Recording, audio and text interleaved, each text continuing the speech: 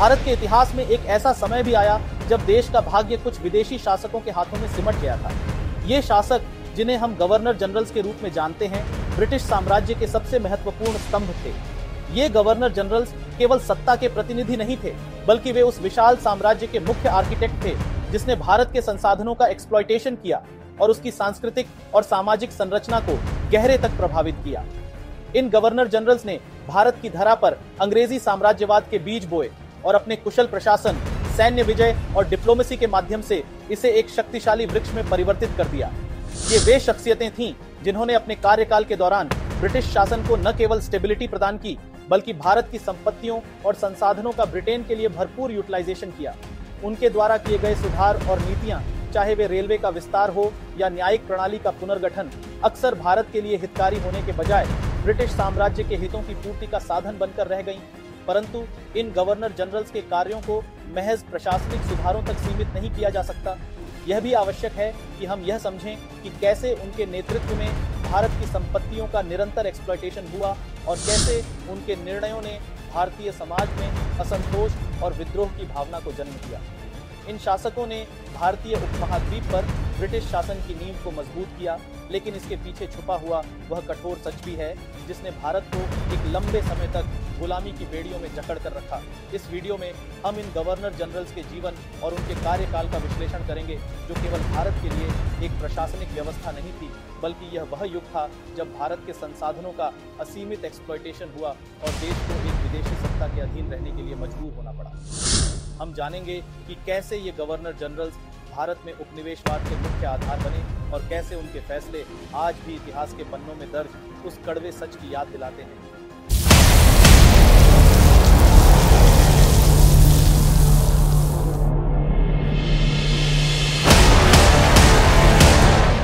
Robert Clive का जीवन और उसकी भूमिका ब्रिटिश साम्राज्य के विस्तार में इतनी महत्वपूर्ण रही है कि जब हम गवर्नर जनरल्स और वायसराय की बात करते हैं तो क्लाइव की कहानी को नजरअंदाज नहीं किया जा सकता। इस वीडियो सीरीज के पहले हिस्से में हम बात कर रहे हैं उस व्यक्ति की जिसने न केवल ब्रिटिश ईस्ट इंडिया कंपनी को भारत में मजबूती से स्थापित किया, बल्कि उस साम्राज्य के लिए रास्ता भी तैयार किया जो आने वाले वर्षों में विशाल आकार लेने वाला था। रॉबर्ट क्लाइव का भारत में उदय 1751 में आरकोट के किले पर कब्जा करने के साथ शुरू हुआ, जो कर्नाटक युद्ध के दौरान एक महत्वपूर्ण मोड़ था। इस समय मद्रास पर फ्रांसीसी सेनाओं का कब्जा था और क्लाइव ने अपनी कुशल सैन्य रणनीति का प्रदर्शन करते हुए मात्र 300 सैनिकों के साथ आरकोट के किले पर हमला किया। उसने 1751 में इस किले पर कब्जा कर लिया, जो ब्रिटिश ईस्ट इंडिया कंपनी के लिए एक महत्वपूर्ण रणनीतिक जीत साबित हुई। आरकोट की इस जीत ने न केवल क्लाइव को भारतीय उपमहाद्वीप में बल्कि ब्रिटिश सरकार के भीतर भी एक महत्वपूर्ण नेता के रूप में स्थापित किया। इसके बाद 1757 में प्लासी की लड़ाई ने रॉबर्ट क्लाइव के करियर को एक नया आयाम दिया। इस लड़ाई में क्लाइव ने मीर जाफर के साथ मिलकर नवाब सिराज उद दौला की विशाल सेना को पराजित किया। प्लासी की इस जीत ने बंगाल में ब्रिटिश सत्ता की नींव रखी और क्लाइव को क्लाइव ऑफ इंडिया का खिताब दिलाया। इस जीत के बाद क्लाइव को बंगाल का गवर्नर नियुक्त किया गया, जहां उन्होंने ब्रिटिश सत्ता को और अधिक मजबूत किया। प्लासी की जीत के बाद मीर जाफर ने क्लाइव को एक बड़ी जागीर का इनाम दिया, जिससे वह इंग्लैंड लौटने पर अत्यधिक धनी बन गया। ये जागीर कंपनी की दीवानी की आय से दी गई थी, जिसे बाद में ब्रिटिश संसद में विवादास्पद माना गया। 1760 के दशक में क्लाइव इंग्लैंड लौट गया, जहां उसे उसके कार्यों के लिए नाइटहुड से सम्मानित किया गया। इंग्लैंड लौटने के बाद क्लाइव ने अपनी संपत्ति का विस्तार किया और राजनीति में भी सक्रिय हो गए। हालांकि उसके खिलाफ ब्रिटिश संसद में भ्रष्टाचार और बंगाल में अत्यधिक धन संग्रह के आरोप लगे। हालांकि उसे दोषी नहीं पाया गया, लेकिन यह विवाद उसके जीवन के अंतिम दिनों को तनावपूर्ण बना गया। 1764 में बंगाल में उत्पन्न संकटों और प्रशासनिक अव्यवस्थाओं के कारण क्लाइव को फिर से भारत बुलाया गया। बक्सर की लड़ाई हुई, जिसमें ब्रिटिश सेना ने मुगल सम्राट, अवध के नवाब और बंगाल के नवाब की संयुक्त सेना को पराजित किया। बक्सर की इस जीत के बाद क्लाइव ने स्थिति को नियंत्रित करने के लिए भारत लौटकर कई सुधार किए। 1765 में क्लाइव ने इलाहाबाद की संधि पर हस्ताक्षर किए, जिसके तहत मुगल सम्राट शाह आलम द्वितीय ने बंगाल, बिहार और उड़ीसा की दीवानी ब्रिटिश ईस्ट इंडिया कंपनी को सौंप दी। इस संधि ने कंपनी को इन क्षेत्रों से राजस्व एकत्र करने का अधिकार दिया, जिससे उसे अपार संपत्ति और शक्ति प्राप्त हुई। क्लाइव ने इसके साथ ही बंगाल में द्वैत शासन यानी कि डुअल गवर्नमेंट की स्थापना की। इस व्यवस्था के तहत बंगाल के नवाब मीर जाफर और फिर मीर कासिम को सत्ता में बनाए रखा गया, लेकिन वास्तविक सत्ता और राजस्व नियंत्रण ब्रिटिश ईस्ट इंडिया कंपनी के हाथ में रहा। द्वैध शासन की व्यवस्था में नवाब केवल नाम मात्र के शासक थे और उनका मुख्य कार्य कानून व्यवस्था बनाए रखना और न्याय प्रशासन करना था। वहीं ब्रिटिश कंपनी के प्रतिनिधि के रूप में डेप्यूटी नवाब नियुक्त किए गए, जो वास्तविक सत्ता का संचालन करते थे। मोहम्मद रजा खान को बंगाल के लिए और राजा शिताब राय को बिहार के लिए डेप्यूटी नवाब नियुक्त किया गया। इस प्रकार ब्रिटिश कंपनी ने प्रशासनिक शक्ति का वास्तविक नियंत्रण अपने पास रखा और नवाब केवल एक प्रतीकात्मक शासक रह गए। क्लाइव के इन सुधारों ने बंगाल में ब्रिटिश शासन को स्थिर किया और भारत में ब्रिटिश साम्राज्य की नींव को और मजबूत किया। हालांकि उसके जीवन का अंत विवादों और आलोचनाओं से भरा रहा। 22 नवंबर 1774 को क्लाइव ने आत्महत्या कर ली, जो उसके जीवन के अंतिम चरण की जटिलताओं और मानसिक संघर्षों को दर्शाता है।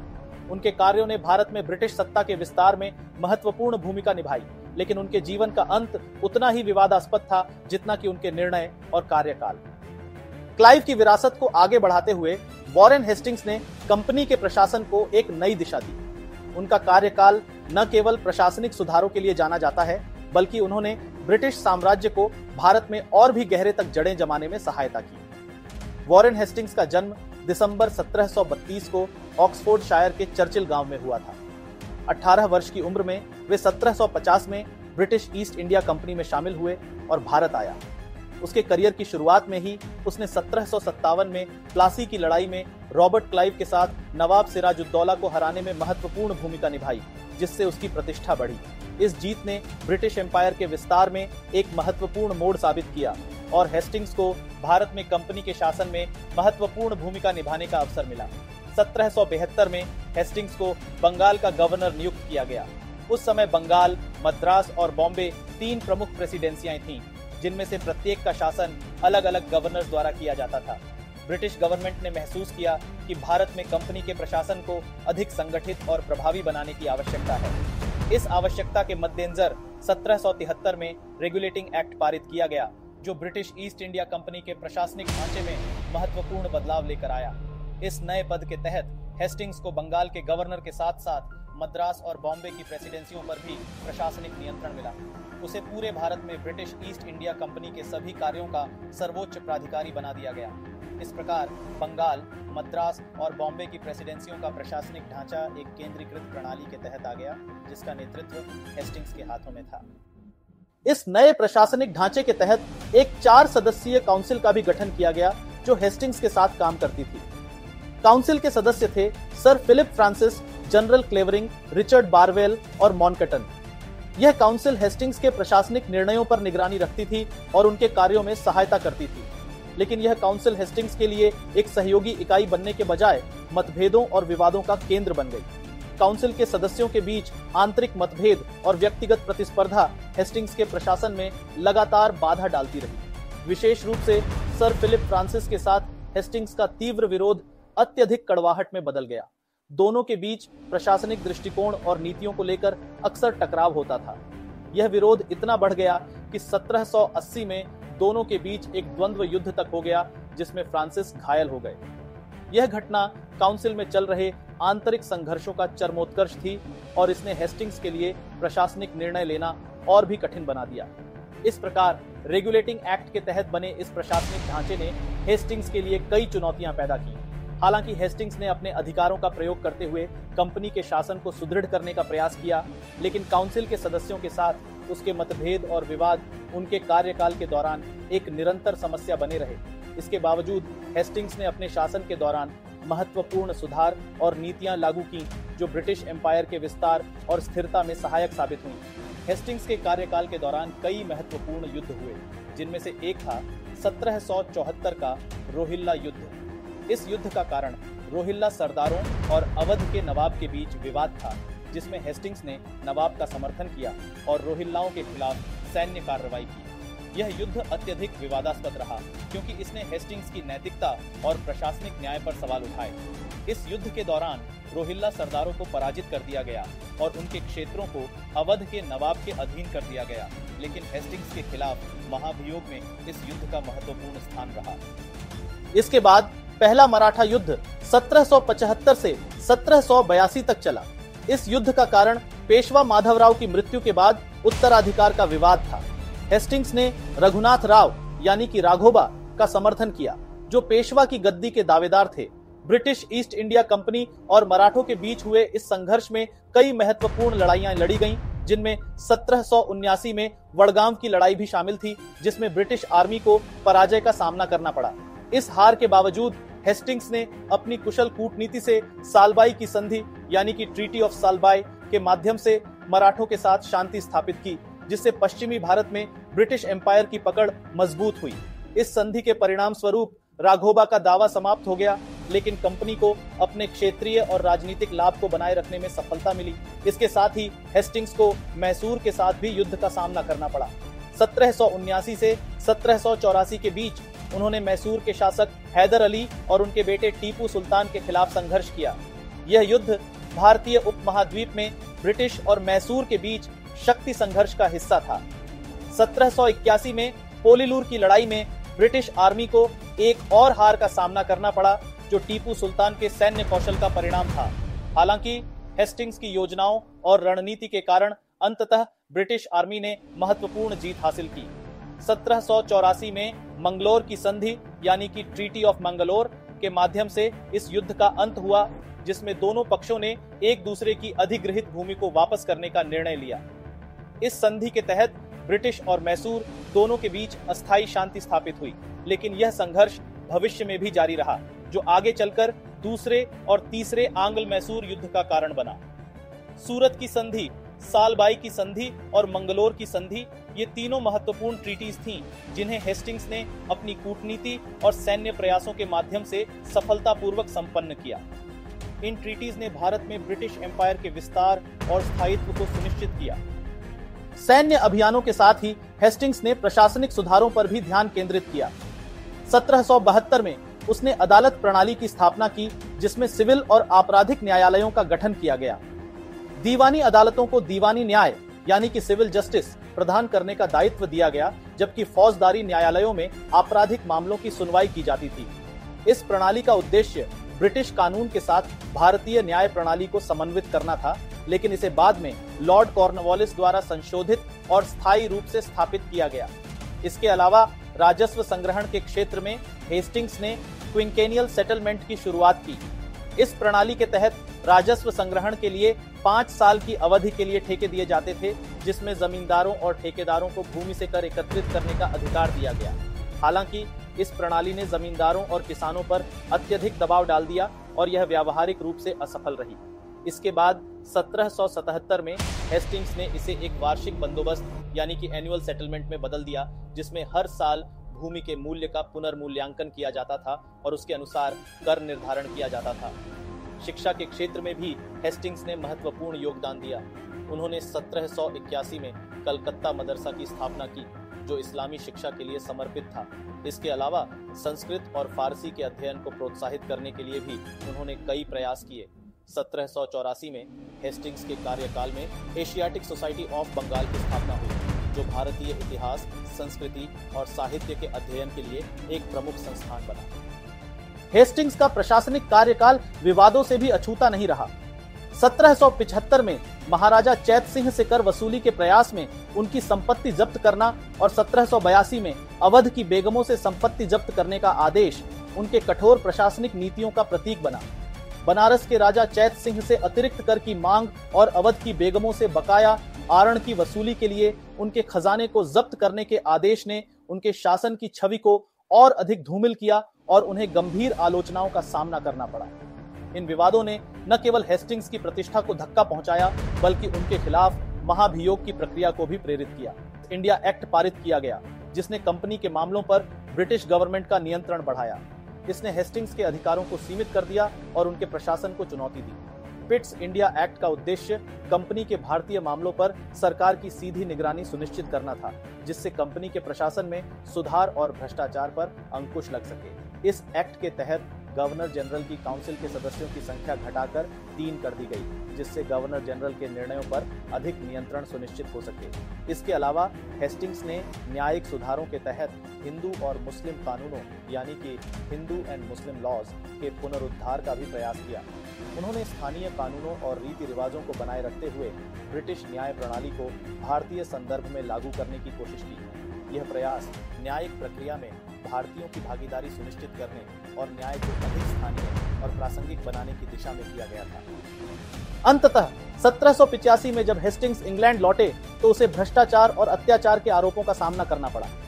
1787 में उनके खिलाफ महाभियोग चलाया गया जो 7 साल तक चला और अंततः 1795 में उन्हें सभी आरोपों से बरी कर दिया गया। हेस्टिंग्स का प्रशासनिक कार्यकाल ब्रिटिश साम्राज्यवाद के प्रारंभिक चरण में अत्यंत महत्वपूर्ण माना जाता है। उनके द्वारा किए गए प्रशासनिक सुधार, युद्धों में उनका नेतृत्व और शिक्षा के क्षेत्र में उनके योगदान ने भारत में ब्रिटिश सत्ता को स्थिर करने में महत्वपूर्ण भूमिका निभाई। उनके कार्यकाल ने भारतीय उपमहाद्वीप में ब्रिटिश एम्पायर की नींव को और अधिक मजबूत किया, जिसका प्रभाव लंबे समय तक महसूस किया गया। वॉरेन हेस्टिंग्स के उथल-पुथल भरे शासनकाल के पश्चात ब्रिटिश ईस्ट इंडिया कंपनी को एक ऐसे शासक की आवश्यकता थी जो प्रशासनिक सुधारों के माध्यम से कंपनी की स्थिति को मजबूत कर सके। इस आवश्यकता की पूर्ति के लिए लॉर्ड कॉर्नवालिस को भारत का गवर्नर जनरल नियुक्त किया गया। उनके कार्यकाल को अक्सर ब्रिटिश शासन के लिए एक महत्वपूर्ण मोड़ के रूप में देखा जाता है, क्योंकि उन्होंने कंपनी के प्रशासनिक ढांचे में व्यापक परिवर्तन किए, जिनका प्रभाव ब्रिटिश भारत के इतिहास में दीर्घकालिक रहा। लॉर्ड चार्ल्स कॉर्नवालिस, जिन्हें भारतीय इतिहास में एक प्रमुख स्थान प्राप्त है, ने 1786 से 1793 तक और फिर 1805 में संक्षिप्त अवधि के लिए भारत में गवर्नर जनरल के रूप में सेवा की। उसका कार्यकाल उन सुधारों और सैन्य विजय से भरा रहा जिसने ब्रिटिश शासन की नींव को मजबूत किया। कॉर्नवालिस की पहचान एक कुशल प्रशासक और सैन्य नेता के रूप में की जाती है, जिसने भारत में ब्रिटिश प्रशासनिक संरचना को नई दिशा दी। कॉर्नवालिस का जन्म 31 दिसंबर 1738 को हुआ था और वह एक प्रतिष्ठित अंग्रेजी परिवार से थे। उनकी शिक्षा ईटन में हुई, जहां उनके जीवन में एक महत्वपूर्ण घटना घटी जब एक खेल के दौरान उनकी आंख में चोट लगी, जिससे उनकी दृष्टि स्थायी रूप से प्रभावित हुई। उनके शुरुआती सैन्य करियर की शुरुआत 7 वर्षों के युद्ध से हुई, जहां उन्होंने प्रशियाई पक्ष के साथ लड़ते हुए अपनी नेतृत्व क्षमता को साबित किया। 1762 में उनके पिता की मृत्यु के बाद उन्हें अर्ल की उपाधि मिली और वह ब्रिटिश समाज के उच्च वर्ग में एक प्रमुख व्यक्ति बन गए। कॉर्नवालिस की भूमिका भारत में उनकी महत्वपूर्ण सैन्य उपलब्धियों से शुरू होती है। तीसरा मैसूर युद्ध 1790 से 1792 उनके नेतृत्व में लड़ा गया, जिसमें उन्होंने टीपू सुल्तान के खिलाफ ब्रिटिश सेना का नेतृत्व किया। मार्च 1791 में बंगलोर पर कब्जा करना और श्रीरंगपट्टम की घेराबंदी उनके सैन्य कौशल का प्रमाण था। इस युद्ध के परिणाम स्वरूप टीपू सुल्तान को अपने आधे क्षेत्र ब्रिटिशों को सौंपने पड़े, जिससे मैसूर की शक्ति कमजोर हो गई और दक्षिण भारत में ब्रिटिश प्रभाव में वृद्धि हुई। इस युद्ध के बाद कॉर्नवालिस ने टीपू सुल्तान के बेटों को बंधक के रूप में लिया, लेकिन उन्होंने उनके साथ मानवीय व्यवहार किया, जिससे उनकी न्यायप्रिय और नैतिक छवि उभर कर सामने आई। भारत में कॉर्नवालिस के प्रशासनिक सुधारों ने ब्रिटिश शासन की नींव को मजबूत किया। उनके सुधार व्यापक और गहरे थे, जिन्होंने ब्रिटिश प्रशासनिक तंत्र को पूरी तरह से बदल दिया। 18वीं शताब्दी के अंत में लॉर्ड कॉर्नवालिस ने ब्रिटिश भारत में प्रशासनिक व्यवस्था में व्यापक सुधार किए, जिसने भविष्य के प्रशासनिक ढांचे को आकार दिया। सबसे पहले कॉर्नवालिस ने प्रशासनिक क्षेत्र में मेरिट और सीनियरिटी पर आधारित प्रमोशन प्रणाली का परिचय दिया। इससे पहले ईस्ट इंडिया कंपनी के अधिकारियों के बीच प्रमोशन का आधार मुख्यतः व्यक्तिगत संपर्क और पक्षपात होता था। कॉर्नवालिस ने इस प्रथा को खत्म कर एक नई व्यवस्था लागू की, जिसमें प्रमोशन सीनियरिटी और योग्यता के आधार पर दिया जाने लगा। यह एक महत्वपूर्ण कदम था, जिसने ब्रिटिश प्रशासन को और अधिक पेशेवर और कुशल बनाया। कॉर्नवालिस ने भ्रष्टाचार को समाप्त करने के लिए भी कड़े कदम उठाए। उसने अधिकारियों के वेतन में वृद्धि की, जिससे उन्हें निजी व्यापार और रिश्वतखोरी से दूर रखा जा सके। इसके साथ ही उन्होंने कंपनी के अधिकारियों द्वारा निजी व्यापार पर पूर्ण प्रतिबंध लगा दिया। यह कदम प्रशासनिक प्रणाली में पारदर्शिता और जवाबदेही सुनिश्चित करने के लिए उठाया गया था। अधिकारियों को अपने कर्तव्यों पर ध्यान केंद्रित करना था, जिससे प्रशासनिक कार्यों में सुधार हुआ और भ्रष्टाचार को कम किया गया। कॉर्नवालिस ने प्रशासनिक शक्तियों का स्पष्ट विभाजन भी किया। उन्होंने राजस्व संग्रहण के कार्यों को न्यायिक कार्यों से अलग कर दिया। इससे पहले राजस्व अधिकारी न्यायिक अधिकार भी रखते थे, जिससे हितों का टकराव होता था और न्यायिक प्रक्रिया प्रभावित होती थी। इस सुधार ने प्रशासन और न्यायपालिका दोनों को और अधिक प्रभावी और निष्पक्ष बना दिया। लॉर्ड कॉर्नवालिस के न्यायिक सुधार ब्रिटिश भारत में एक महत्वपूर्ण मोड़ थे। कॉर्नवालिस के न्यायिक सुधारों का उद्देश्य न्यायपालिका को मजबूत और निष्पक्ष बनाना था। उन्होंने न्यायिक प्रणाली में सुधार करते हुए इसे ब्रिटिश और भारतीय दोनों प्रजा के लिए अधिक सुलभ और पारदर्शी बनाया। 1793 में लागू किया गया कॉर्नवालिस कोड एक व्यापक न्यायिक सुधार था जिसने न्यायिक प्रणाली को सुव्यवस्थित किया।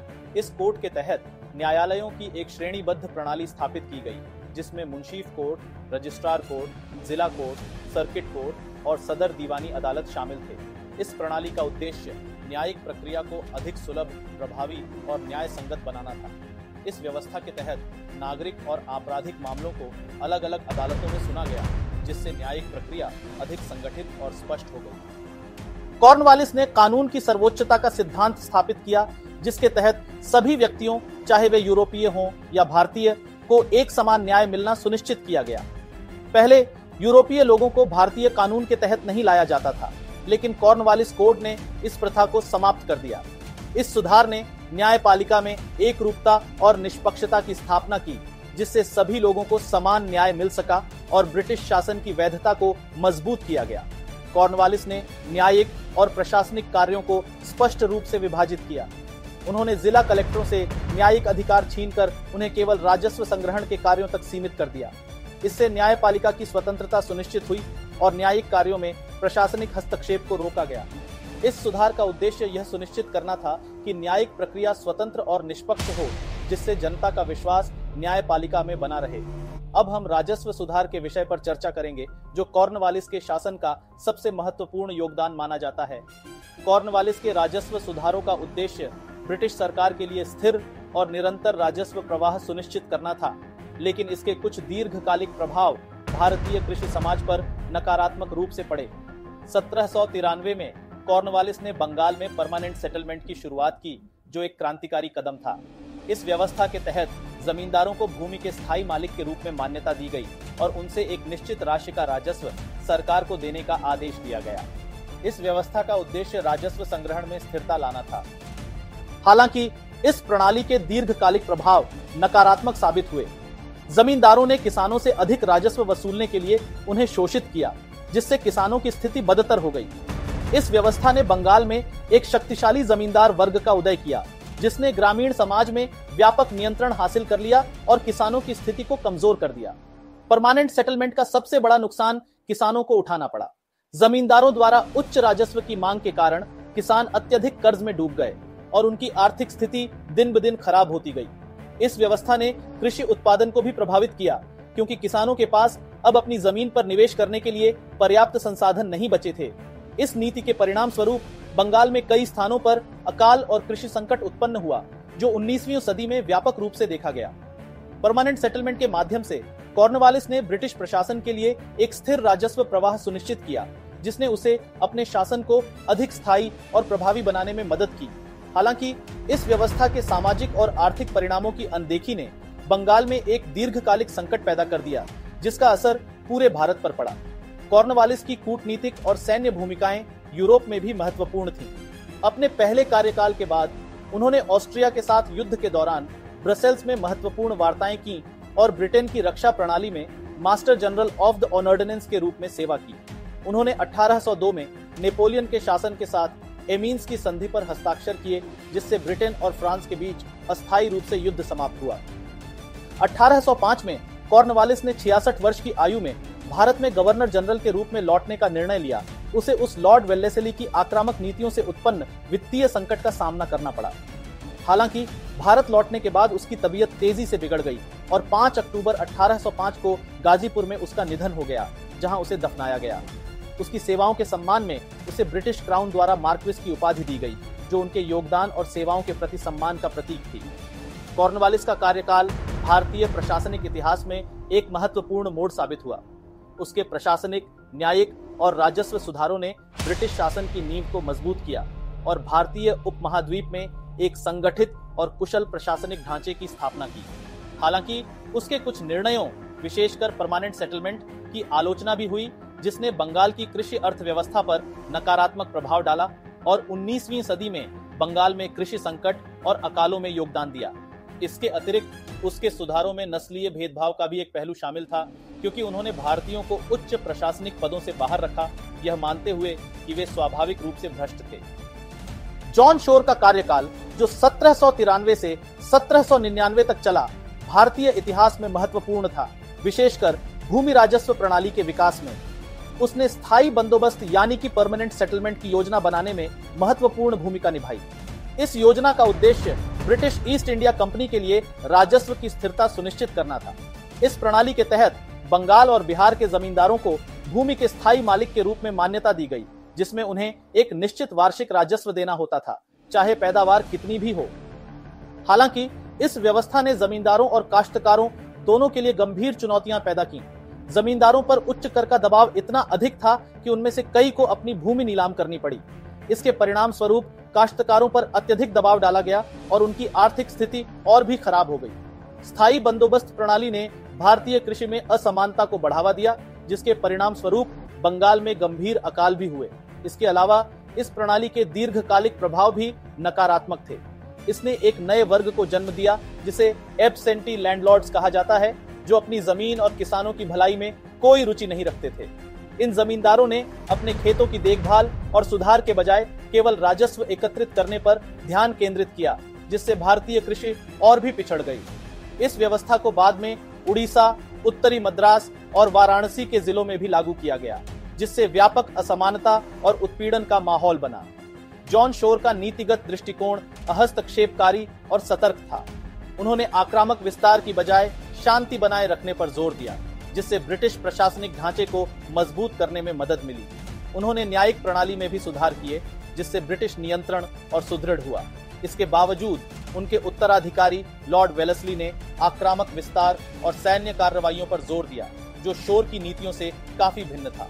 अंत में जॉन शोर का कार्यकाल ब्रिटिश भारत के राजस्व प्रशासन के लिए महत्वपूर्ण साबित हुआ।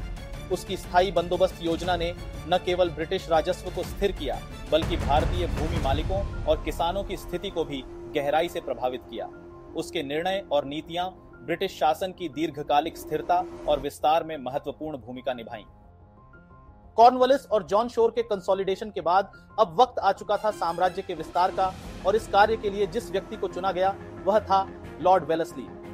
लॉर्ड वेलेस्ली, जिसका जन्म 20 जून 1760 को रिचर्ड पोली वेलेस्ली के रूप में हुआ था, ब्रिटिश भारत के इतिहास में सबसे प्रभावशाली व्यक्तियों में से एक था।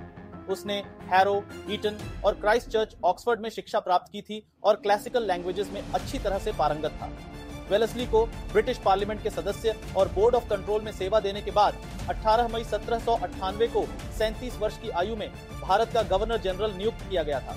1798 से 1805 तक गवर्नर जनरल के रूप में वेलेस्ली का कार्यकाल उसकी इस रणनीतिक दृष्टि से चिन्हित था कि इंडिया में ब्रिटिश सुप्रीमेसी स्थापित की जाए और इस क्षेत्र में किसी भी फ्रेंच इन्फ्लुएंस को समाप्त किया जाए। उसकी रणनीति मिलिट्री विजय और कूटनीतिक चालों के मिश्रण से भरी हुई थी, जिसका उद्देश्य इंडियन स्टेट्स को ब्रिटिश नियंत्रण में लाना था। इस रणनीति का केंद्रीय तत्व था सब्सिडियरी अलायंस नीति, जो वेलेस्ली की इंपीरियल एम्बिशंस की नींव थी। लॉर्ड वेलेस्ली की सब्सिडियरी अलायंस नीति ब्रिटिश इंडिया में एक महत्वपूर्ण साम्राज्यवादी रणनीति थी, जिसने ब्रिटिश रूल को इंडियन सब कॉन्टिनेंट में मजबूत किया। इस नीति का मूल उद्देश्य इंडियन रियासतों को ब्रिटिश साम्राज्य के अधीन करना था, ताकि वे स्वतंत्र रूप से विदेशी या गैर ब्रिटिश शक्तियों से संबंध न रख सकें और ब्रिटिश हितों के अनुसार काम करें। सब्सिडियरी अलायंस के तहत इंडियन रूलर्स को ब्रिटिश सेना की एक टुकड़ी को अपने राज्य में रखने की अनुमति देनी होती थी और इन सैनिकों के रखरखाव का खर्च भी उन्हीं रूलर्स को उठाना पड़ता था। इसके बदले में ब्रिटिश साम्राज्य उनके राज्य की सुरक्षा का वादा करता था। इस नीति का एक अन्य महत्वपूर्ण पक्ष यह था कि इन रूलर्स को अपने दरबार में एक ब्रिटिश रेजिडेंट को नियुक्त करना पड़ता था, जो राज्य के फॉरेन अफेयर्स की देखरेख करता था और बिना ब्रिटिश स्वीकृति के किसी भी अन्य यूरोपियन को सेवा में रखने से रोकता था। वेलेस्ली की इस नीति ने कई इंडियन स्टेट्स को ब्रिटिश कंट्रोल में ला दिया। 100 से अधिक इंडियन स्टेट्स ने इस नीति को स्वीकार किया, जिनमें प्रमुख राज्य हैदराबाद, मैसूर, तंजौर और अवध शामिल थे। यह नीति इतनी प्रभावी थी कि इसने न केवल ब्रिटिश साम्राज्य के लिए राजस्व में वृद्धि की, बल्कि उन्हें इंडियन सब कॉन्टिनेंट के अधिकांश हिस्सों पर कंट्रोल स्थापित करने में भी मदद की। वेलेस्ली का शासनकाल मिलिट्री कैंपेन्स और एक्सपेंशनिस्ट पॉलिसीज के लिए जाना जाता है। उसने इंडियन सब कॉन्टिनेंट में ब्रिटिश कंट्रोल को बढ़ाने के लिए कई महत्वपूर्ण युद्ध लड़े और स्टेट्स को ब्रिटिश एम्पायर के अधीन किया। टीपू सुल्तान, जो मैसूर के शासक थे और जिन्होंने फ्रेंच के साथ गठबंधन किया था, ने सब्सिडियरी अलायंस को स्वीकार करने से इनकार कर दिया। वेलेस्ली ने इसे ब्रिटिश शासन के लिए एक गंभीर चुनौती के रूप में देखा और टीपू सुल्तान के खिलाफ चौथा एंग्लो मैसूर वॉर लड़ा। टीपू सुल्तान ने बहादुरी से मुकाबला किया, लेकिन अंततः 1799 में श्रीरंगापट्टनम की लड़ाई में उनकी हार और मृत्यु हो गई। इस युद्ध के परिणाम स्वरूप मैसूर का एक बड़ा हिस्सा ब्रिटिश एम्पायर में शामिल कर लिया गया। वेलेस्ली ने मैसूर के शेष भाग को पुराने हिंदू रॉयल फैमिली के अधीन बहाल कर दिया, लेकिन वह भी सब्सिडियरी अलायंस की शर्तों के तहत था। सब्सिडियरी अलायंस की नीति के तहत पेशवा बाजीराव द्वितीय को 1802 में ट्रीटी ऑफ बसैन पर हस्ताक्षर करने के लिए मजबूर किया गया था।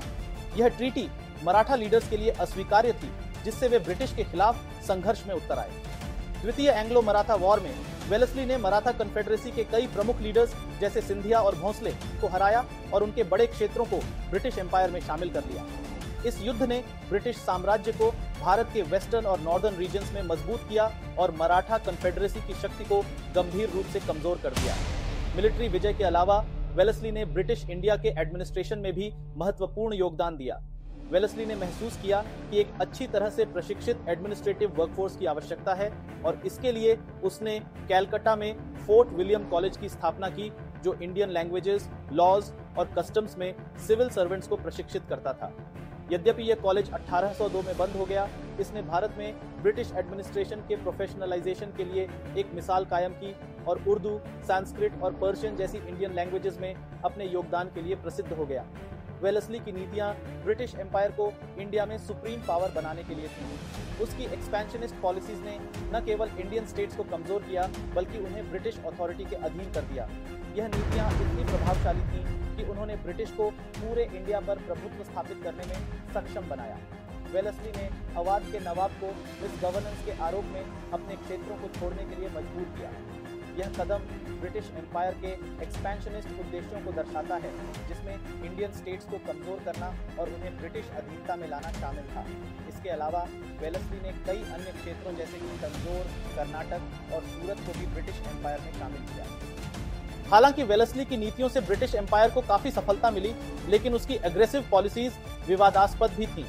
उसकी अवध में कार्रवाइयों, जहां उसने नवाब को मिसगवर्नेंस के बहाने क्षेत्रों को छोड़ने के लिए मजबूर किया, इंडिया और ब्रिटेन दोनों में व्यापक आलोचना का कारण बनी। उसकी एक्सपेंशनिस्ट पॉलिसीज के कारण ब्रिटिश एडमिनिस्ट्रेशन पर आर्थिक दबाव भी पड़ा, जिससे अंततः उन्हें 1805 में वापस बुला लिया गया।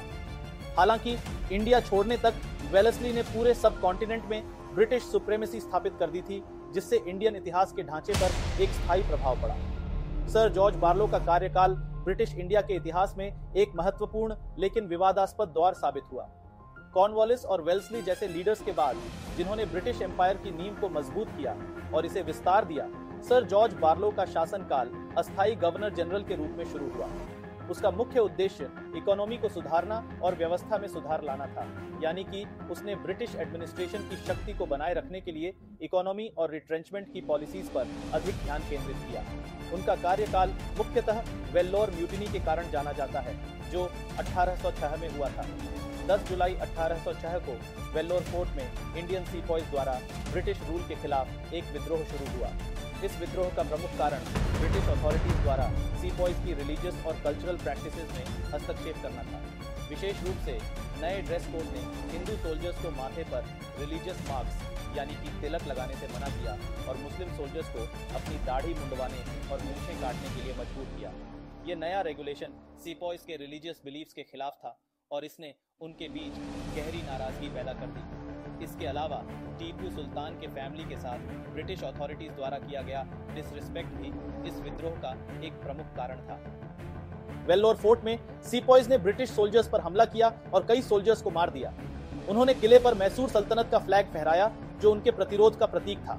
हालांकि इस विद्रोह को जल्द ही ब्रिटिश फोर्सेज ने दबा दिया, जिसमें लगभग 350 सीपॉइज की मौत हो गई। वेल्लोर म्यूटिनी के बाद जॉर्ज बार्लो का शासनकाल अत्यधिक क्रिटिसिज्म के घेरे में आया, यानी कि उनके कठोर पॉलिसीज और डिसकॉन्टेंट को सुलझाने में असमर्थता के कारण उन्हें एक कमजोर और अप्रभावी लीडर माना गया। उसने अपने कार्यकाल में कोई मेजर रिफॉर्म्स या एक्सपेंशन नहीं किया। जॉर्ज बार्लो का कार्यकाल ब्रिटिश इंडिया के इतिहास में डिसकॉन्टेंट, रिबेलियन और कंट्रोवर्सी से घिरा रहा, यानी कि उनके लीडरशिप की विफलताएं और कठोर डिसीजंस ने उन्हें एक विवादास्पद और कमजोर गवर्नर जनरल के रूप में स्थापित किया। अंततः उनके कार्यकाल ने ब्रिटिश एडमिनिस्ट्रेशन को एक महत्वपूर्ण सबक सिखाया कि डिसकंटेंट को दबाने के लिए केवल फोर्स का उपयोग करना पर्याप्त नहीं होता, बल्कि पॉलिसीज में सेंसिटिविटी और अंडरस्टैंडिंग की आवश्यकता होती है। बार्लो का निधन 1846 में हुआ, लेकिन उनके शासनकाल की छाया ब्रिटिश इंडिया की पॉलिटिक्स पर लंबे समय तक बनी रही। कॉर्नवालिस, वेल्सली और बार्लो के बाद ब्रिटिश इंडिया के गवर्नर जनरल के रूप में लॉर्ड मिंटो फर्स्ट का कार्यकाल, जो कि 1807 से 1813 तक रहा, साम्राज्य के विस्तार के बजाय कूटनीतिक संबंधों और ब्रिटिश प्रभाव को मजबूत करने के लिए याद किया जाता है। इस समय के दौरान लॉर्ड मिंटो ने नेपोलियन बोनापार्ट और त्सार अलेक्जेंडर फर्स्ट के बीच हुए टिलसिट के गठबंधन के खतरे को समझा, जिसके तहत एक संयुक्त रूसी फ्रांसीसी आक्रमण की योजना बनाई जा रही थी। इसे रोकने के लिए लॉर्ड मिंटो ने ब्रिटिश इंडिया के उत्तर पश्चिम में कूटनीतिक मिशनों की एक श्रृंखला भेजी। मिंटो ने 3 प्रमुख मिशनों को भेजा: चार्ल्स मेटकाफ को लाहौर, माउंट स्टुअर्ट एल्फिंस्टोन को काबुल और सर जॉन मैल्कम को पर्शिया भेजा गया। इन मिशनों का मुख्य उद्देश्य ब्रिटिश इंटरेस्ट्स को सुरक्षित करना था, विशेष रूप से नेपोलियन के प्रभाव को रोकने के लिए। मेटकाफ ने रंजीत सिंह के साथ बातचीत की, लेकिन शुरुआत में कोई ठोस समझौता नहीं हो पाया। हालांकि बाद में जब नेपोलियन का खतरा कम हो गया, तो रंजीत सिंह ने अप्रैल 1809 में अंग्रेजों के साथ अमृतसर की संधि पर हस्ताक्षर किए। इस संधि ने सतलज नदी को रंजीत सिंह और कंपनी के क्षेत्रों के बीच सीमा के रूप में निर्धारित किया और रंजीत सिंह की विस्तारवादी योजनाओं को सीमित कर दिया। लॉर्ड मिंटो के कार्यकाल की एक और महत्वपूर्ण उपलब्धि थी अमृतसर की संधि। इस संधि ने न केवल रंजीत सिंह की विस्तारवादी योजनाओं को सीमित किया, बल्कि ब्रिटिश इंडिया के प्रति उनके दृष्टिकोण को भी बदल दिया। इस संधि के बाद रंजीत सिंह ने पश्चिम की ओर अपने प्रयास केंद्रित किए और मुल्तान 1818, कश्मीर 1819 और पेशावर 1834 को अपने साम्राज्य में शामिल किया। इस संधि ने ब्रिटिश इंडिया और रंजीत सिंह के बीच एक स्थिर संबंध स्थापित किया। हालांकि यह भी स्पष्ट हो गया कि ब्रिटिश साम्राज्य की शक्तियां सीमाओं से परे भी फैलने की इच्छा रखती हैं। लॉर्ड मिंटो ने लॉर्ड वेल्सली की आक्रामक नीतियों के बजाय कूटनीति और समझौतों पर अधिक जोर दिया। उसने ब्रिटिश साम्राज्य के लिए सुरक्षित क्षेत्रों की स्थापना की, जिससे साम्राज्य को नेपोलियन के बढ़ते प्रभाव से बचाया जा सके। मिंटो की कूटनीतिक नीतियों ने ब्रिटिश एम्पायर के लिए साउथ एशिया में एक स्थिरता की नींव रखी। मिंटो का कार्यकाल विशेष रूप से साउथ ईस्ट एशिया में ब्रिटिश इन्फ्लुएंस के विस्तार के लिए भी महत्वपूर्ण था। उसने जावा और मॉरिशियस में भी ब्रिटिश कंट्रोल स्थापित किया, जिससे इंडियन ओशन में ब्रिटिश सुप्रीमेसी को और अधिक मजबूत किया जा सके। इसके अलावा उसने फ्रेंच इन्फ्लुएंस को समाप्त करने के लिए कई महत्वपूर्ण समझौतों और संधियों का भी संचालन किया।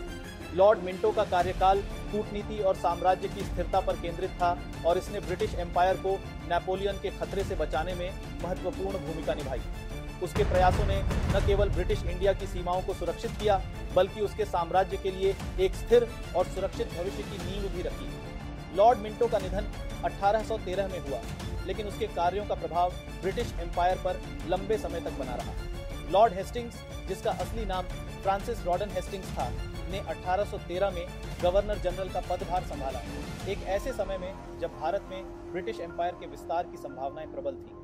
उसके कार्यकाल को सैन्य अभियानों, कूटनीतिक समझौतों और एडमिनिस्ट्रेटिव रिफॉर्म्स के लिए जाना जाता है, जिनके परिणाम स्वरूप ब्रिटिश इन्फ्लुएंस पूरे इंडियन सबकॉन्टिनेंट में व्यापक रूप से फैल गया। जब लॉर्ड हेस्टिंग्स ने पदभार संभाला, उस समय इंडिया में पॉलिटिकल स्थिति अस्थिर थी।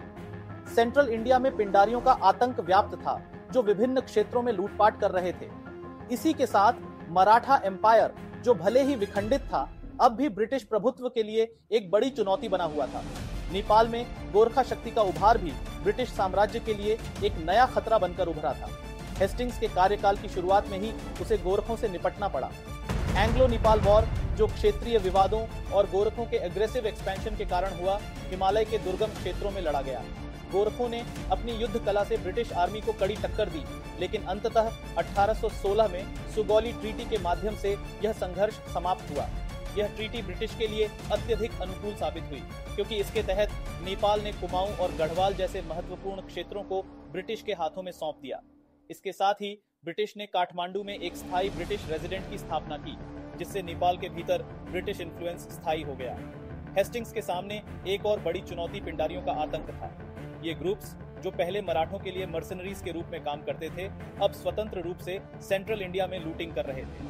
इनकी लूटपाट और विनाशकारी गतिविधियों को देखते हुए हेस्टिंग्स ने 1817 में एक विशाल सैन्य अभियान शुरू किया, जिसमें 1,13,000 से अधिक सैनिकों को तैनात किया गया।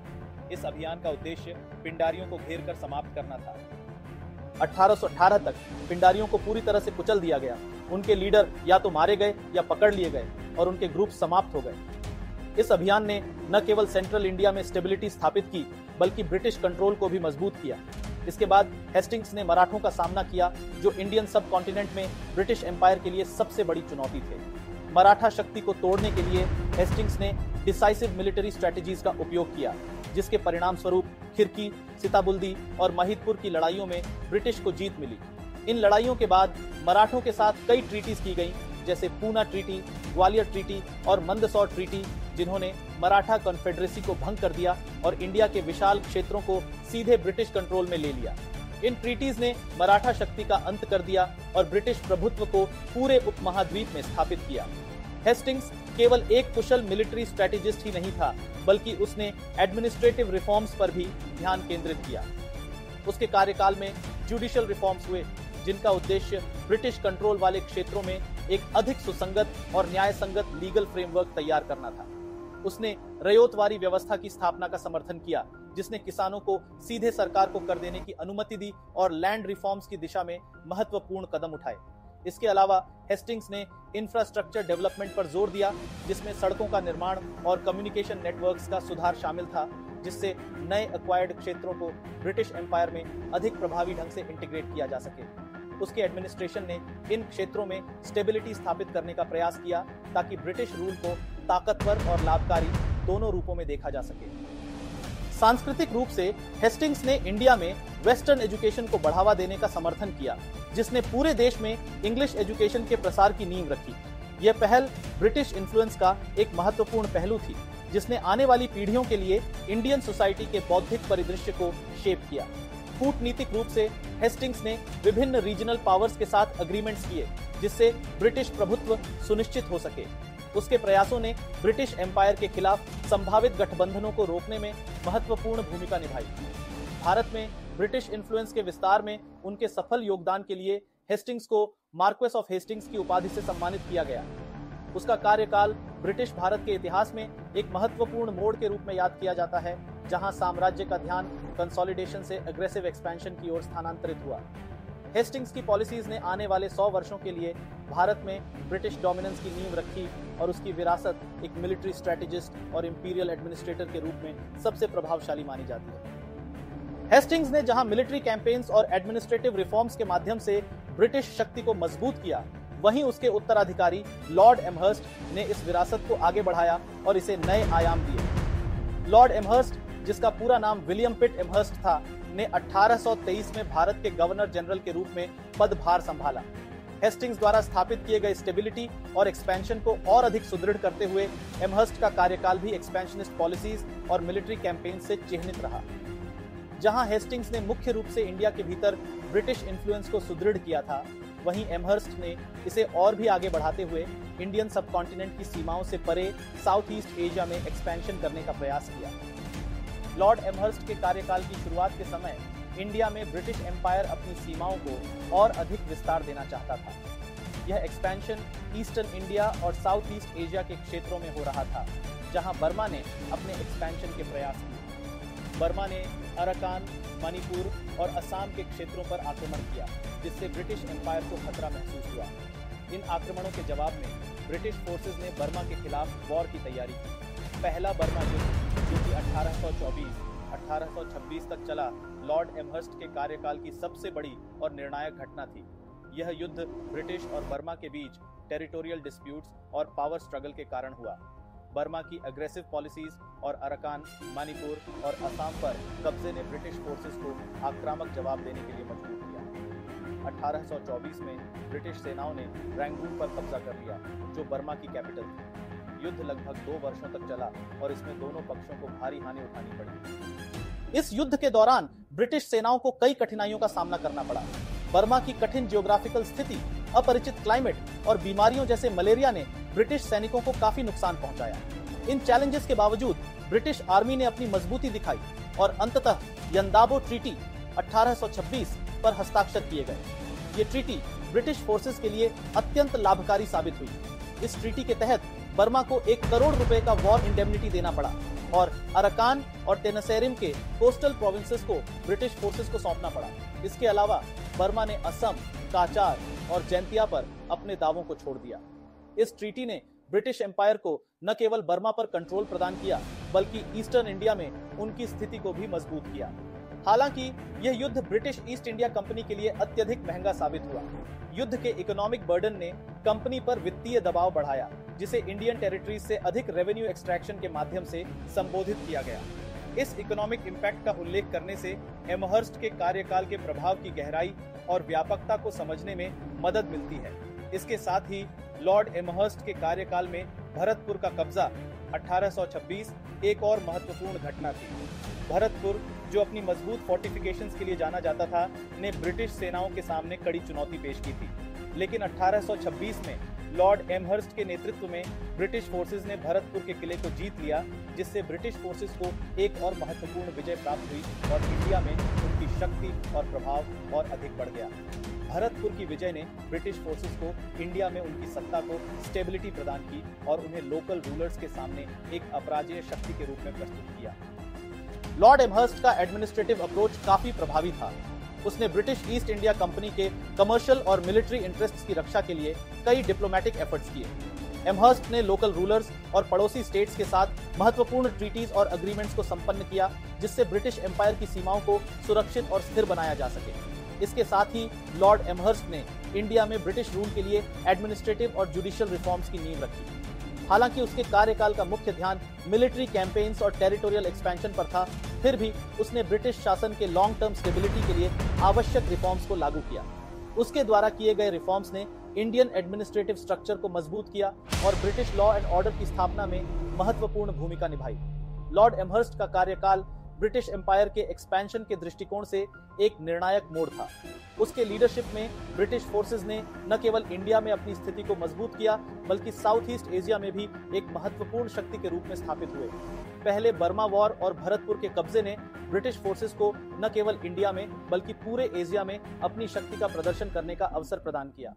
लॉर्ड एमहर्स्ट के कार्यकाल के बाद ब्रिटिश एम्पायर ने भारत में अपने प्रभुत्व को मजबूती से स्थापित कर दिया था। एमहर्स्ट ने अपने समय में बर्मा पर विजय प्राप्त की और भरतपुर को कब्जे में लेकर ब्रिटिश साम्राज्य के लिए नए क्षेत्रों का अधिग्रहण किया। उसके सैन्य अभियानों ने ब्रिटिश शक्ति को न केवल भारत में बल्कि समूचे एशिया में विस्तारित किया। लेकिन अब एक नए युग की आवश्यकता थी। इस दिशा में लॉर्ड विलियम बेंटिंक का कार्यकाल 1828-1835 एक महत्वपूर्ण मोड़ के रूप में उभर कर आया। बेंटिंक ने सैन्य अभियानों से हटकर भारत में एडमिनिस्ट्रेटिव और सोशल रिफॉर्म्स की दिशा में काम किया, जिससे न केवल ब्रिटिश शासन को मजबूती मिली, बल्कि भारतीय सोसाइटी को भी एक नई दिशा प्राप्त हुई। एमहर्स्ट की सैन्य सफलताओं के बाद बेंटिंक ने समाज और एडमिनिस्ट्रेशन में गहराई से बदलाव लाने के उद्देश्य से अपनी पॉलिसीज और रिफॉर्म्स को लागू किया, जिससे भारतीय उपमहाद्वीप में एक रिफॉर्मेटिव ईरा की शुरुआत हुई। बेंटिंक का एडमिनिस्ट्रेशन भारतीय समाज में पॉजिटिव चेंज लाने के उद्देश्य से किया गया था और उसने अपनी पॉलिसीज और रिफॉर्म्स के माध्यम से इस उद्देश्य को सफलतापूर्वक प्राप्त किया। उसके सबसे प्रसिद्ध और साहसिक कदमों में से एक था सती प्रथा का उन्मूलन। सती प्रथा एक अत्यंत क्रूर सोशल प्रैक्टिस थी, जिसमें विधवाओं को उनके पति की मृत्यु के बाद उनकी चिता में जलाकर मार दिया जाता था। इस प्रथा के खिलाफ कई सोशल रिफॉर्मर्स, विशेषकर राजा राममोहन राय ने आवाज उठाई थी। राजा राममोहन राय के प्रयासों और उनके साथ हुए संवादों के आधार पर बेंटिंक ने 1829 में सती प्रथा को समाप्त करने के लिए एक कड़ा कानून पारित किया। इस कानून ने सती प्रथा को अवैध और आपराधिक घोषित किया, जिससे इस प्रथा पर पूर्णतः प्रतिबंध लगा दिया गया। कानून को लागू करने के लिए बेंटिंक ने कड़े कदम उठाए और इसका पालन सुनिश्चित करने के लिए लोकल एडमिनिस्ट्रेटिव अधिकारियों को जिम्मेदार ठहराया।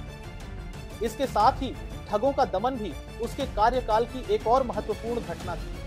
ठग, जो रिलीजियस रिचुअल्स के नाम पर यात्रियों को लूटते और मारते थे, भारतीय उपमहाद्वीप में टेरर का पर्याय बन गए थे। ठगों की गतिविधियों ने ट्रेड रूट्स को असुरक्षित बना दिया था और उनके डर से लोग यात्रा करने से कतराने लगे थे। बेंटिंक ने ठगों के आतंक को समाप्त करने के लिए कर्नल विलियम स्लीमन के नेतृत्व में एक व्यापक अभियान चलाया। स्लीमन और उनकी टीम ने ठगों को पकड़ने और उनके नेटवर्क को ध्वस्त करने के लिए बड़े पैमाने पर अभियान चलाया, जिससे हजारों ठग पकड़े गए और उन्हें जुडिशियल प्रोसेस के तहत दंडित किया गया। ठगों का यह दमन न केवल ब्रिटिश एडमिनिस्ट्रेशन के लिए एक महत्वपूर्ण उपलब्धि थी, बल्कि इसने भारत में लॉ एंड ऑर्डर की स्थापना में भी महत्वपूर्ण भूमिका निभाई। बेंटिंक का कार्यकाल एजुकेशनल रिफॉर्म्स के लिए भी जाना जाता है। 1835 में बेंटिंक ने इंग्लिश को भारतीय एजुकेशन सिस्टम में माध्यमिक भाषा के रूप में लागू किया। यह निर्णय लॉर्ड मैकाले की एजुकेशन पॉलिसी के तहत लिया गया, जिसे मिनट ऑन इंडियन एजुकेशन के नाम से जाना जाता है। इस नीति का उद्देश्य भारतीय एजुकेशन सिस्टम में मॉडर्न साइंस और टेक्निकल एजुकेशन को बढ़ावा देना था। इंग्लिश को एजुकेशन का माध्यम बनाने के पीछे यह सोच थी कि भारतीय छात्रों को वेस्टर्न नॉलेज और साइंस से परिचित कराया जाए, ताकि वे भविष्य में ब्रिटिश एडमिनिस्ट्रेशन में अधिक प्रभावी रूप से योगदान दे सकें। इस पॉलिसी के तहत भारतीय एजुकेशन सिस्टम में इंग्लिश एजुकेशन के साथ साथ मॉडर्न सब्जेक्ट्स का समावेश किया गया, जिससे भारतीय युवाओं को नए आइडियाज और साइंस से परिचित होने का अवसर मिला। एडमिनिस्ट्रेटिव रिफॉर्म्स में भी बेंटिंक ने महत्वपूर्ण कदम उठाए। उसने प्रोविंशियल अपीलेट कोर्ट्स को समाप्त किया और रेवेन्यू और सर्किट के कमिश्नर्स की नियुक्ति की। इसके साथ ही चार्टर एक्ट 1833 को लागू किया, जिसने भारतीय एडमिनिस्ट्रेटिव सिस्टम में महत्वपूर्ण परिवर्तन लाए। इस एक्ट के तहत ब्रिटिश ईस्ट इंडिया कंपनी के कमर्शियल राइट्स को समाप्त कर दिया गया और कंपनी का ध्यान केवल एडमिनिस्ट्रेटिव टास्क्स पर केंद्रित किया गया। इसके साथ ही इस एक्ट ने भारत में एक सेंट्रल लेजिस्लेटिव काउंसिल की स्थापना की, जिसने एडमिनिस्ट्रेटिव और लेजिस्लेटिव कार्यों को और अधिक ऑर्गेनाइज्ड किया। इस एक्ट के माध्यम से भारतीय एडमिनिस्ट्रेशन में ब्रिटिश कंट्रोल को और अधिक सुदृढ़ किया गया और भारतीय प्रोविंसेस के बीच रिलेशंस को भी मजबूत किया गया। इसी चार्टर एक्ट के तहत लॉर्ड बेंटिंक को भारत का पहला गवर्नर जनरल ऑफ इंडिया बनाया गया, जिसने उन्हें पूरे भारतीय उपमहाद्वीप पर ब्रिटिश शासन का सर्वोच्च अधिकारी बना दिया। इकोनॉमिक रिफॉर्म्स के क्षेत्र में बेंटिंक ने भारतीय रेवेन्यू सिस्टम में सुधार किए और कंपनी के अधीनस्थ क्षेत्रों में रेवेन्यू कलेक्शन की प्रक्रिया को और अधिक ऑर्गेनाइज किया। इसके साथ ही उसने भारतीय किसानों के लिए लैंड टैक्स की दरों को संशोधित किया और उनके लिए अधिक लाभकारी पॉलिसीज लागू की। सोशल रिफॉर्म्स को बढ़ावा देते हुए उन्होंने कास्टिज्म, चाइल्ड मैरिज और अन्य सोशल इविल्स के खिलाफ कैंपेन्स चलाए। जुडिशियल रिफॉर्म्स पर भी बेंटिंक ने जोर दिया। उसने जुडिशियल सिस्टम की और फेयरनेस में सुधार के लिए कई कदम उठाए। बेंटिंक ने कोर्ट्स में करप्शन को कम करने और जस्टिस की एक्सेसिबिलिटी को बढ़ाने के लिए कई रिफॉर्म्स किए।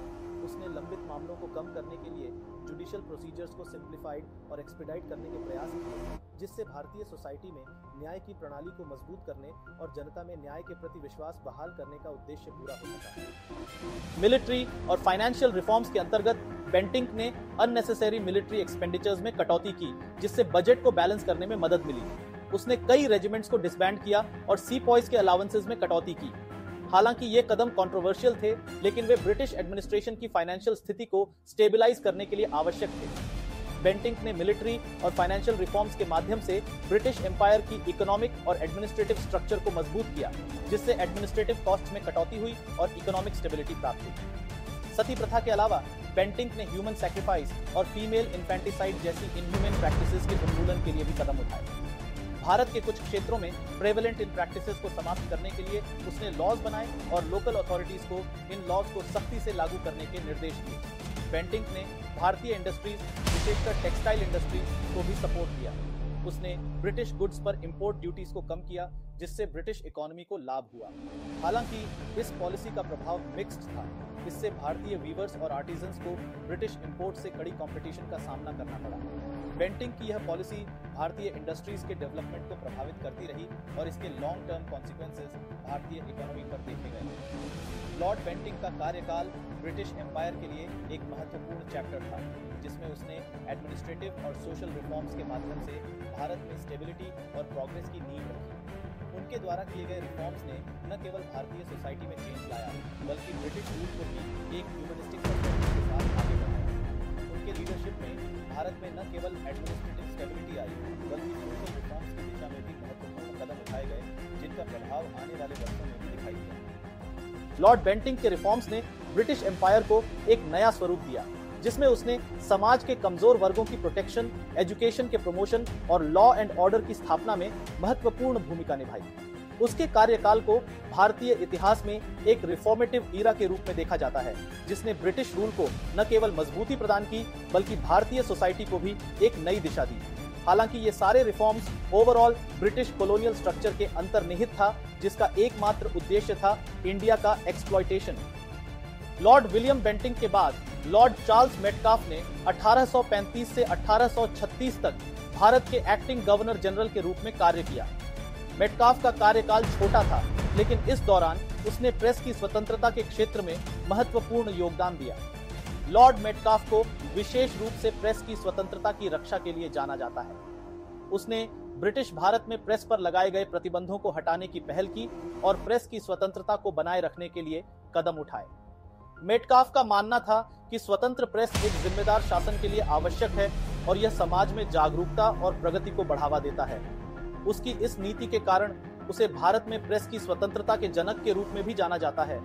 हालांकि मेटकाफ का कार्यकाल बहुत लंबा नहीं था, लेकिन उसने ब्रिटिश एडमिनिस्ट्रेशन में एक महत्वपूर्ण छाप छोड़ी। उसके द्वारा प्रेस की स्वतंत्रता की रक्षा के लिए किए गए प्रयासों ने भारतीय उपमहाद्वीप में स्वतंत्र पत्रकारिता की नींव रखी और भविष्य में सामाजिक और राजनीतिक आंदोलनों के लिए एक महत्वपूर्ण आधार प्रदान किया। उसके इस योगदान के कारण लॉर्ड मेटकाफ का नाम भारतीय इतिहास में सम्मान के साथ लिया जाता है। उनके कार्यकाल ने ब्रिटिश रूल के तहत भी स्वतंत्रता और अभिव्यक्ति की स्वतंत्रता की अवधारणा को बल दिया, जो आगे चलकर भारतीय समाज में महत्वपूर्ण भूमिका निभाने वाला था। लॉर्ड चार्ल्स मेटकाफ के बाद लॉर्ड ऑकलैंड ने 1836 से 1842 तक भारत के गवर्नर जनरल के रूप में कार्य किया। उसका कार्यकाल मुख्य रूप से पहले एंग्लो अफगान युद्ध के लिए जाना जाता है, जो ब्रिटिश इतिहास में एक महत्वपूर्ण और विवादास्पद अध्याय था।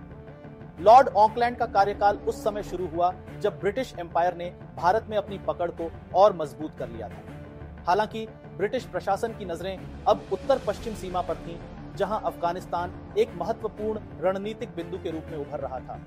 ऑकलैंड के नेतृत्व में ब्रिटिश इंडिया ने अफगानिस्तान में हस्तक्षेप करने का निर्णय लिया, जिसका उद्देश्य वहां एक समर्थक ब्रिटिश शासक को स्थापित करना था। यह निर्णय बड़े पैमाने पर उस समय की भू राजनीतिक स्थिति से प्रभावित था, विशेष रूप से ब्रिटिश और रूसी साम्राज्यों के बीच की प्रतिद्वंद्विता, जिसे द ग्रेट गेम के नाम से जाना जाता है। ब्रिटिश को आशंका थी कि अफगानिस्तान में रशियन प्रभाव बढ़ने से ब्रिटिश इंडिया को खतरा हो सकता है। इसी भय के कारण काबुल में एक समर्थक ब्रिटिश शासक को स्थापित करने का निर्णय लिया गया। इस निर्णय का औपचारिक कारण सिमला घोषणा पत्र 1838 में दिया गया था, जिसे लॉर्ड ऑकलैंड ने जारी किया था। इस घोषणा पत्र में अफगानिस्तान में ब्रिटिश हस्तक्षेप के कारणों को स्पष्ट किया गया और इसे इंडिया को रशियन प्रभाव से बचाने और शाह शुजा को अफगान सिंहासन पर बहाल करने के लिए आवश्यक बताया गया। इस दस्तावेज ने युद्ध के लिए मंच तैयार किया और ब्रिटिश नीतियों को वैधता प्रदान की। पहला एंग्लो अफगान युद्ध, जो कि 1839 से 1842 तक चला, इस निर्णय का परिणाम था, जो ब्रिटिशों के लिए एक दुखद और महंगी असफलता साबित हुआ। अफगानिस्तान की कठिन परिस्थितियों, स्थानीय प्रतिरोध और ब्रिटिश सेना की कमजोरियों ने इस युद्ध को एक त्रासदी में बदल दिया। इस युद्ध के दौरान ब्रिटिश सेना को भारी नुकसान हुआ और अफगान विद्रोहियों ने ब्रिटिश फोर्सेस को पीछे हटने पर मजबूर कर दिया। लॉर्ड ऑकलैंड के कार्यकाल को इस असफल युद्ध के कारण आलोचना का सामना करना पड़ा। इस युद्ध की विफलता ने न केवल ब्रिटिश एडमिनिस्ट्रेशन की क्षमताओं पर सवाल उठाए, बल्कि भारतीय उपमहाद्वीप में ब्रिटिश शासन के प्रति लोगों के मन में असंतोष भी बढ़ा। युद्ध के बाद ऑकलैंड को अपने पद से हटा दिया गया और उनकी जगह लॉर्ड एलनबरो को गवर्नर जनरल नियुक्त किया गया। ऑकलैंड के कार्यकाल की यह असफलता ब्रिटिश इंडिया पर गहरा प्रभाव छोड़ गई। इस युद्ध ने ब्रिटिश मिलिट्री स्ट्रेटजीज और पॉलिसीज का पुनर्मूल्यांकन करने के लिए मजबूर किया। यह युद्ध रिसोर्सेज को ड्रेन कर गया और ब्रिटिश फोर्सेस के मनोबल पर नकारात्मक प्रभाव डाला। साथ ही इस युद्ध ने यह भी उजागर किया कि एक जटिल ट्राइबल डायनामिक्स और हार्श टेरेन वाले क्षेत्र पर नियंत्रण स्थापित करना कितना कठिन हो सकता है। हालांकि लॉर्ड ऑकलैंड का कार्यकाल केवल इस असफल युद्ध तक सीमित नहीं था। उनके कार्यकाल में इंफ्रास्ट्रक्चर के विकास और शिक्षा में सुधार के प्रयास भी शामिल थे, लेकिन अफगान युद्ध की विनाशकारी घटनाओं ने उनके अन्य उपलब्धियों को ओवरशैडो कर दिया।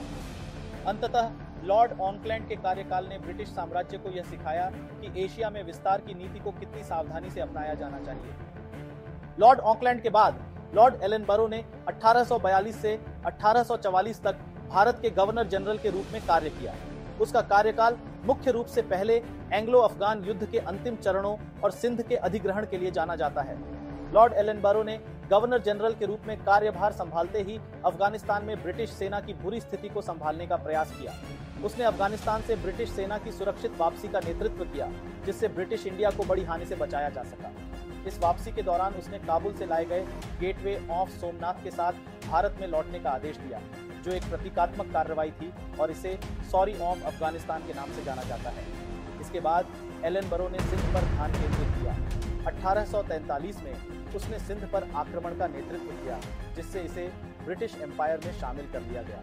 हालांकि सिंध का अधिग्रहण विवादास्पद था, क्योंकि इसे एक आक्रामक और गैर न्यायसंगत कार्रवाई के रूप में देखा गया। इस कार्रवाई ने ब्रिटिश इंडिया में और ब्रिटेन में भी राजनीतिक विवाद खड़े किए। लॉर्ड एलनबरो का कार्यकाल इसलिए भी उल्लेखनीय है क्योंकि उसके निर्णयों ने ब्रिटिश शासन की नीतियों और कार्यप्रणालियों पर गंभीर सवाल खड़े किए। उसकी सैन्य सफलताओं के बावजूद उसके कार्यकाल को अक्सर उसकी विवादास्पद नीतियों और प्रशासनिक फैसलों के लिए याद किया जाता है। अंततः इन विवादों के कारण उसे 1844 में अपने पद से हटा दिया गया। लॉर्ड एलनबरो के विवादास्पद कार्यकाल के बाद लॉर्ड हार्डिंज ने 1844 से 1848 तक भारत के गवर्नर जनरल के रूप में कार्य किया। उसके कार्यकाल को मुख्य रूप से पहले एंग्लो सिख युद्ध और एडमिनिस्ट्रेटिव रिफॉर्म्स के लिए जाना जाता है। हार्डिंज ने भारत में ब्रिटिश शासन को मजबूत करने के लिए कई महत्वपूर्ण कदम उठाए और अपने मिलिट्री लीडरशिप के लिए भी पहचाने गए। लॉर्ड हार्डिंज का कार्यकाल उस समय शुरू हुआ जब पंजाब में सिख साम्राज्य के साथ ब्रिटिश संबंध तनावपूर्ण हो गए थे।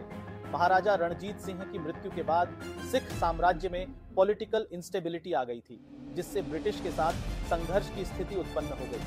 इस संदर्भ में पहला एंग्लो सिख युद्ध 1845-1846 हुआ। लॉर्ड हार्डिंज ने इस युद्ध में व्यक्तिगत रूप से भाग लिया और ब्रिटिश फोर्सेस का नेतृत्व किया। यह युद्ध कठिन और खून खराबे वाला था, जिसमें दोनों पक्षों को भारी नुकसान उठाना पड़ा। युद्ध के दौरान खासकर फिरोज शाह की लड़ाई और सबरौन की लड़ाई जैसी महत्वपूर्ण लड़ाइयों में हार्डिंज ने अग्रणी भूमिका निभाई। उसकी वीरता और लीडरशिप ने ब्रिटिश फोर्सेस को डिसाइसिव बढ़त दिलाई। युद्ध के अंत में ब्रिटिश ने सिखों को हराकर पंजाब के कुछ हिस्सों पर कब्जा कर लिया। लाहौर की संधि के तहत सिखों को भारी जुर्माना भरने के लिए मजबूर किया गया और उनके साम्राज्य का एक बड़ा हिस्सा ब्रिटिश कंट्रोल में आ गया।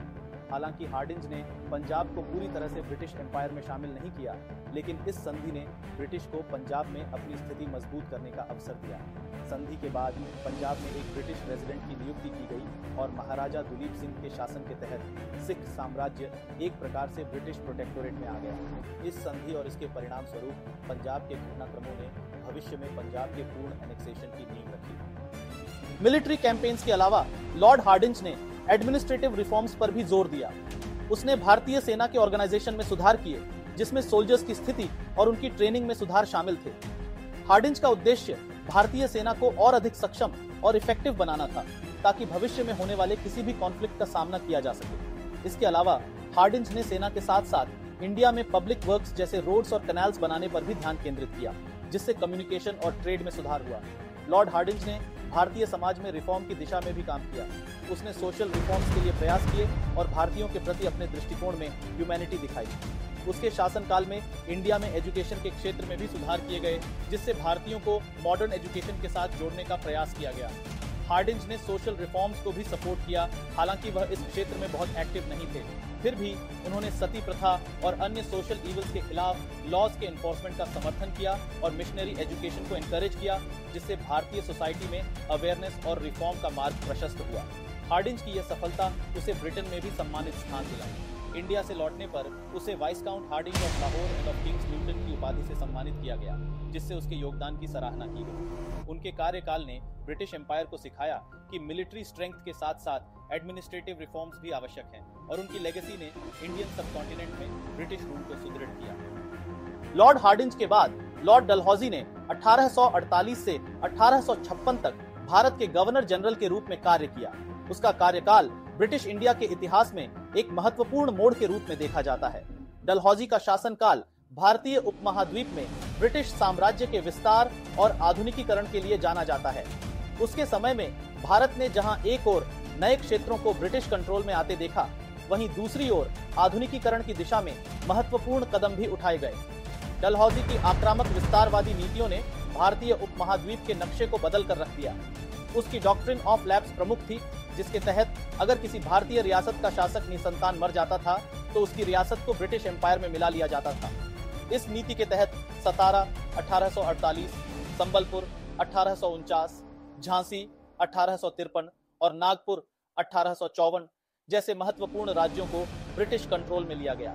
डलहौजी ने न केवल राज्यों के बिना उत्तराधिकारी को एनेक्स किया, बल्कि उन रियासतों पर भी कब्जा किया जहां शासक को अयोग्य या प्रशासनिक रूप से अक्षम माना गया। इस आक्रामक नीति ने भारतीय रियासतों के बीच व्यापक असंतोष और अविश्वास पैदा किया, जिससे 1857 के विद्रोह की नींव रखी गई। डलहौजी का एक अन्य महत्वपूर्ण योगदान भारत में आधुनिकीकरण की दिशा में उठाए गए कदमों से जुड़ा है।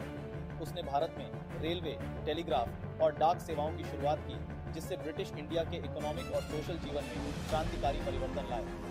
रेलवे नेटवर्क की स्थापना ने न केवल व्यापार और यात्रा को सुगम बनाया, बल्कि इससे भारतीय समाज के विभिन्न हिस्सों के बीच संपर्क भी बढ़ा।